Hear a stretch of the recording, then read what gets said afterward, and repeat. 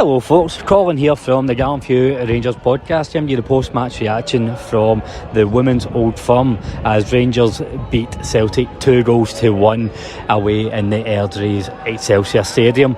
A game of two halves, cliche alert right there, but the first half it did finish nothing each, but Rangers were really poor. Celtic dominated possession, Celtic dominated the better chances. Rangers, I don't know if it was just it didn't click or it was a lack of confidence or a number of things, but it's just so wasteful in possession. Even big key players like Cathy Hill, Rachel McLaughlin, even Kirsty McLean, so wasteful on the ball, and time again Rangers created the chances for Celtic. They wanted far too much time on the ball. Time and time again, Jenna Fife would play it out from a goal kick or from, even from regaining possession, and Rangers would want one too many touches and, be shut down very quickly with Celtic. What I was saying to Graham, who's had to leave sharpish, so that's why I'm running solo today. It's almost as if they underestimated the step up in opposition. Also, Celtic were leading the league table, and they're used to playing, no disrespect, but the likes of Partick Thistle, Hearts, Hibernian, where they're scoring goals for fun and, not facing too much of a challenge. Whereas Celtic, they were the form team, arguably coming in, scoring goals for fun as well. We managed to go into half time nothing each, and I don't know if Joe Potter managed to get a few asses kicked, but Rangers came out a completely different team. They were creating a lot more chances, they looked more comfortable on the ball. They did go down 1-0 however, and it was a poor goal to lose. Rangers, even though they were playing better, they gave away a needless corner, and I think there's that old cliche when you concede a corner too easily, your danger's going to harm from it. It's almost poetic injustice, or poetic justice, if you like. Ball comes in and Rangers just don't defend the corner well enough, and the Celtic centre half glides it past Jenna Fife. But then you did see a spark click in Rangers, and we really started to get our foot in the game. Libby Banks, who came on as a sub at half time for Megan Bell, she added a wee bit of power in terms of how she holds the ball and runs with the ball in the middle of the park. She was playing deeper with Chelsea Cornet, which allowed Kirsty McLean to get a bit further forward. It's not a position you see Kirsty McLean in quite often, the number 10, but she was linking up really well with Rio Hardy and Kirsty Howat, and eventually it was Kirsty Howat who plays the ball into Kirsty McLean, and a side-footed finish past the goalkeeper and makes it one each. From then on in, the game did start to get a wee bit feisty. Challenges were going in, Rangers were banged up for it, and the crowd behind me, there's still a big crowd here behind me waiting to see the players, they were banged up for it as well. Some of the chants can be quite funny. We're being a bit creative with some old pop songs, but I'll not blame MD for that. Eventually the second goal comes from Lizzie Arnott, who came on as a second half sub for Brogan Hay. I think that might be her first game back, Lizzie Arnott, after a long injury, and by God we've missed her. But she looked really dangerous in the left hand side. Lovely ball in, met with Rio Hardy in the 6-yard box. A bullet of a header past the Celtic goalkeeper. Put Rangers 2-1 up, and you just seen what it meant to the Rangers players. They were going absolutely crazy and celebrating in front of the fans. The last 15 minutes it did become a wee bit nervy. Obviously Rangers tried to protect the lead. They went deeper and deeper, and it was just a case of clearing the lines for the last 10-15 minutes. Tess Medad came on for Chelsea Cornet just to give a bit of a bit more of that wee bit more protection in front of the back three, but Rangers finally got over the line, and that same goal top of the league, a point ahead of Celtic, and they maintain that unbeaten run now. So I'm just about to speak to Joe Potter. I'm looking forward to hearing their thoughts on the game, and it'll be interesting to see if there's going to be any change in dynamic being the chaser to now leading the pack. It's a completely different mentality. It's a completely different type of challenge, but I'm looking forward to hearing what she's saying. So, you know, let me know what you think of the game if you've seen it on Sky, and of course Joe Potter's comments. I'll speak to you soon. Bye. So Joe, are you as happy as we are after today? Definitely. You know, I think it's these games where you see the difference in the players and the mentality that comes up and shows. I think that getting over that hurdle of playing against Celtic and that mentality of coming out winners on top, and that was the difference for us today. I think going 1-0 down actually helped us. We came out and we performed. We took the game to Celtic, and you could see our game plan come into fruition a little bit more when we were actually 1-0 down. So yeah, the character of the players was unbelievable today to come from 1-0 down to win 2-1. I think you've seen two sides of Rangers today, particularly the first half. It didn't look like Rangers at all. What would you put that down to? I think sometimes this occasion can get to the players, and you know, sometimes you're coming out into these games knowing that this is probably your toughest game of the season, one of, if not the toughest, and you know that fine margins can happen in these leagues if you don't win these games, so you can feel that pressure. You know, luckily enough, we're coming in at half time in the game, so it didn't really affect us, and we said to them at half time, you know, we've not seen an ounce of us yet, and Celtic haven't seen an ounce of us yet, so we knew coming out into the second half that we brought our game plan and we brought our individuality to the pitch and to the game, that we were always going to come out on top, and we were always confident of that. So I think, you know, half time came at a good time for us to be able to reset, tweak a few things. Bringing Libby on made a huge difference for us, changed the game as well as the subs later on in the game. So that's something that we've had now that we didn't probably have in previous months leading into the season. You mentioned earlier just about the goal might have even sparked Rangers in their life. Is that probably, well, myself and Graham all saying that's probably the best we've seen Rangers play, even though they were 1-0 down at the point, but we got the equaliser in the second. Is that the levels that, or do you think Rangers can go higher than that? No, I think we can go higher. I think we're just seeing us at a moment in time where we've only just got our squad back together. You know, the squad that we put together at the start of the season and are building to go forward, we've not had up until now. So, you know, the substitutes that we've had to come on and changing the game and starting players, we've not had this up until this moment. So I think that considering this has only just happened in the last couple of weeks and we're coming out of a very important head-to-head game on top and getting 3 points out of it, playing good football as well, I think that's only just a start for us. There's a few contenders for best player in the park. My shout goes to Kirsty McLean. We word on her just how she took her goal, and seen her play a wee bit further forward today as well, getting closer to strikers. I thought she was terrific. Yeah, she's excellent in between pockets and in between lines. She's one of the best at receiving the ball in tight areas, and we know that. We see it day in, day out, and it's something that I personally really encourage her to do, especially in the opponent's half of the pitch. So you know, there's never ever any doubt that if Innie gets the ball in and around the box that she's going to create half a yard, and that's some of the stuff that we push day in, day out. I just don't let up on her. You know, I think she can be even better.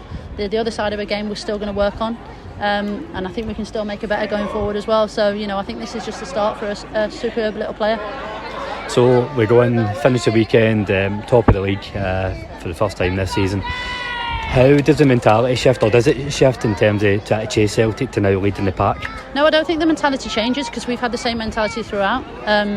We've not focused too much on anybody else other than ourselves. We knew that we had to be better coming in from last season. We knew that on those head-to-head moments, it was probably ourselves that let those moments down. It was never really something that the opponents did that really hurt us. So we knew we had to be better individually and collectively as a team.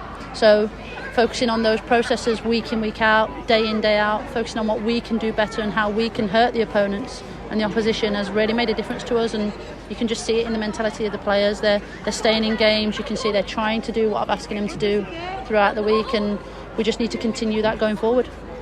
Thanks. Hi David, it's nice to meet you today. Can you just give us a wee what you thought on today's performance today? Obviously we're in the midst of changing a little bit in terms of the managerial change, and today's game was the first game from a B team perspective since that took place and the new manager came in.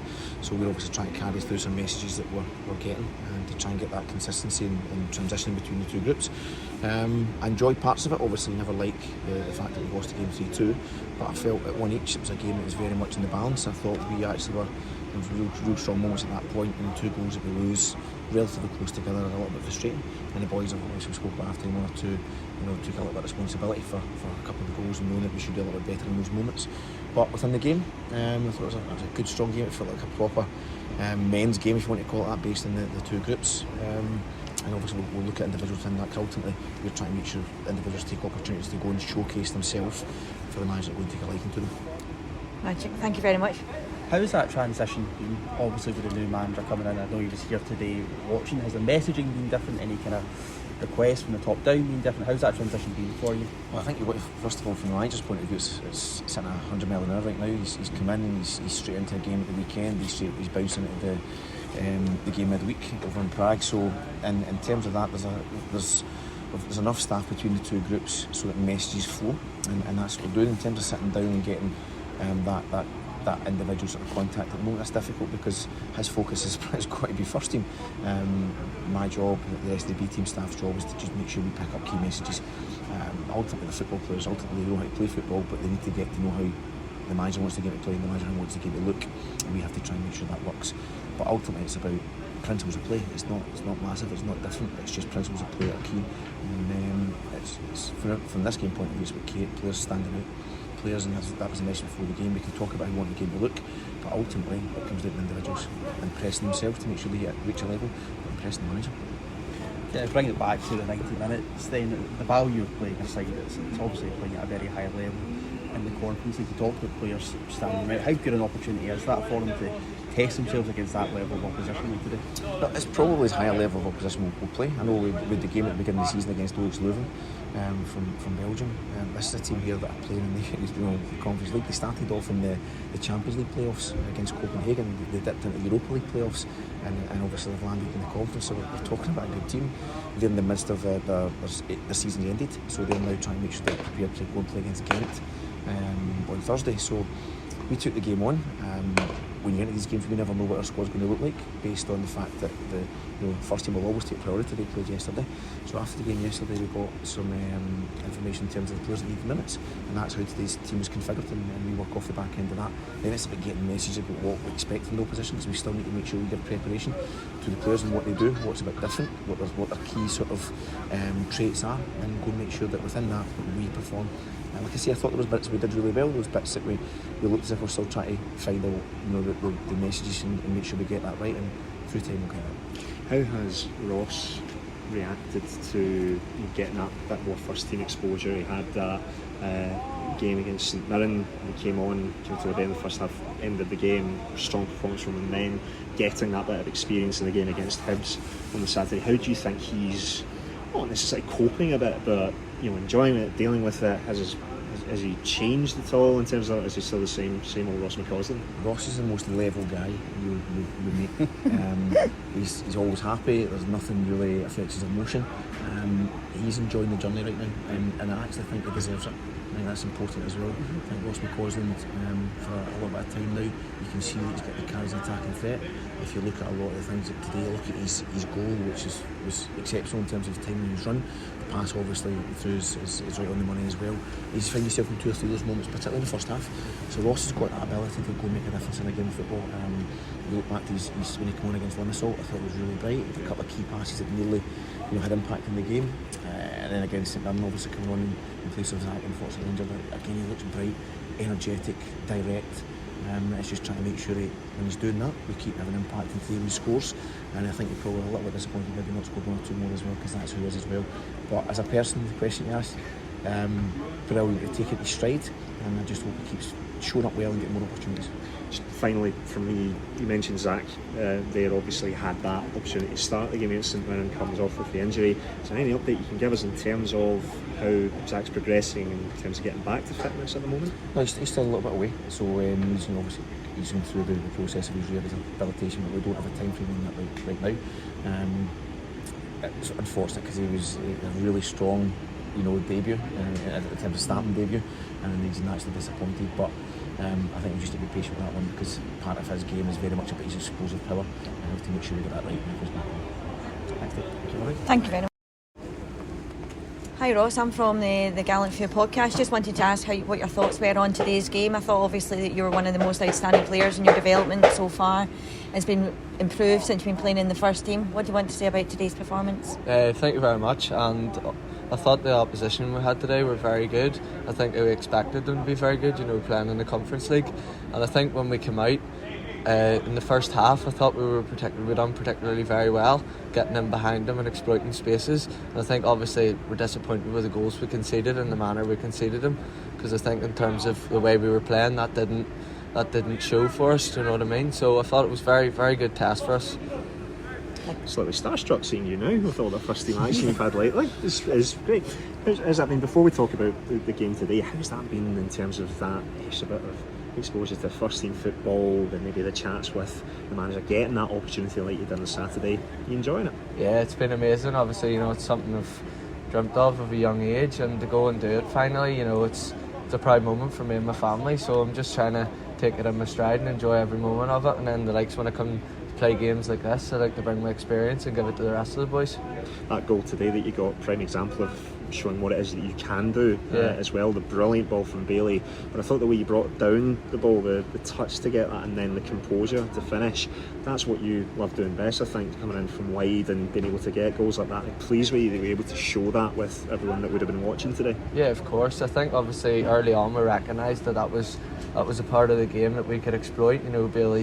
Bailey's brilliant passing. So obviously I was a bit disappointed with the first few ones that I went through with, that I didn't get anything from it. So obviously to get the third one and then put it in the back of the net, I was proud as punch. And obviously you've had no experience playing in the Europa League against that level of opposition, but from this perspective, playing against a very good Conference League side, how do you feel as that's impacted your progression and it obviously accelerated that towards the first team? Yeah, I think in terms whenever you play in games at the Europa League, obviously it's a high level game, and I think there's a lot of stuff you can take from it, not even just during a game, but tactically and physically as well. I think physically is probably the biggest difference I see, because obviously jumping from people who are the same sort of stature as me to people that are just 2 times the size of me, and it's all about just outsmarting them in a way. So I think obviously I can bring my experience from them games and bring them into these games, and I think it just gives me that sort of leeway to stand out in these games.